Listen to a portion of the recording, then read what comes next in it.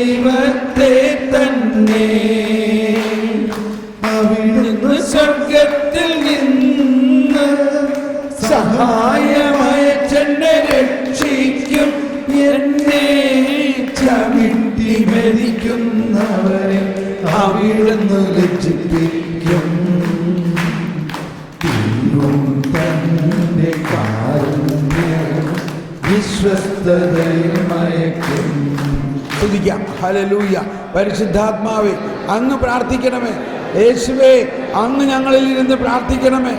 ഞങ്ങളിൽ വസിക്കുന്ന പരിശുദ്ധാത്മാവേ, ഞങ്ങളിൽ ആ കൃപ നിറച്ച് ഞങ്ങളിലുള്ള അവിശ്വാസത്തെയും അന്ധവിശ്വാസത്തെയും അകറ്റണമേ.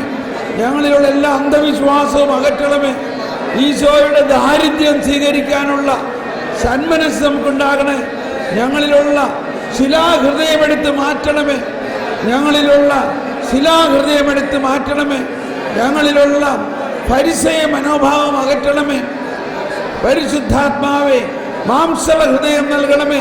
ഞങ്ങളിൽ വസിക്കുന്ന പരിശുദ്ധാത്മാവേ,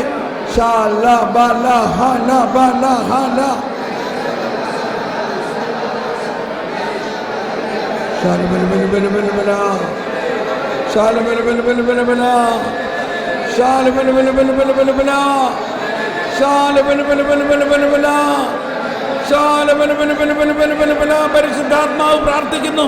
പരിശുദ്ധാത്മാവ് പ്രാർത്ഥിക്കുന്നു. നമ്മുടെ ഉള്ളിൽ പരിശുദ്ധാത്മാവ് പ്രാർത്ഥിക്കുന്നു. സങ്കീർത്തനങ്ങളിലും പറഞ്ഞിട്ടുള്ളതെല്ലാം പരിശുദ്ധാത്മാവ് ഞങ്ങളിൽ യേശു ക്രിസ്തുവിലൂടെ പൂർത്തിയാക്കി കഴിഞ്ഞിരിക്കുന്നു.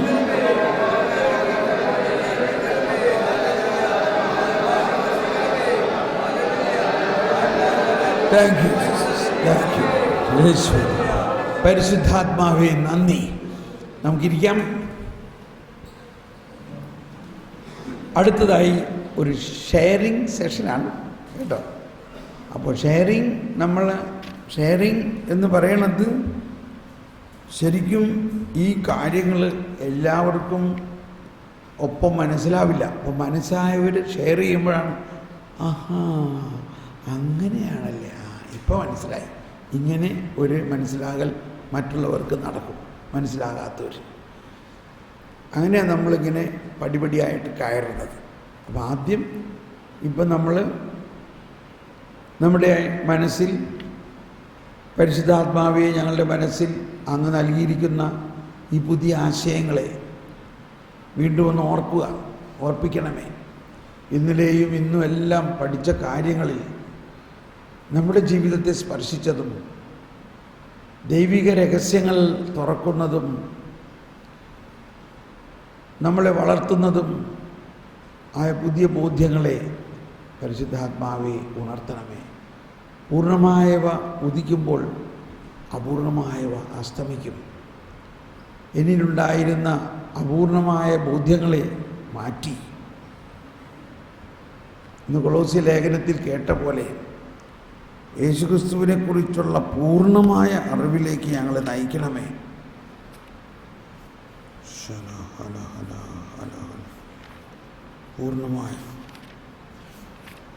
പൂർണ്ണമായ അറിവിലേക്ക്.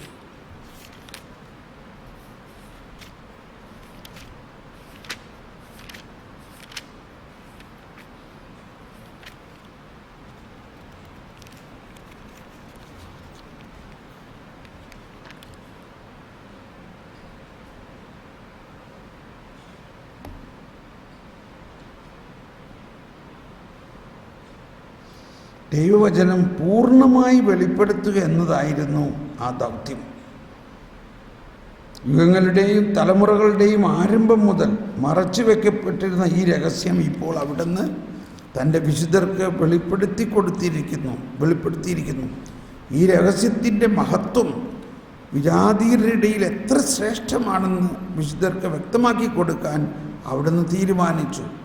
ഈ രഹസ്യമാകട്ടെ മഹത്വത്തെക്കുറിച്ചുള്ള പ്രത്യാശയായ ക്രിസ്തു. കേട്ടോ, ക്രിസ്തു മഹത്വത്തെക്കുറിച്ചുള്ള പ്രത്യാശയായ ക്രിസ്തു നിങ്ങളിലുണ്ട് എന്നത് തന്നെ.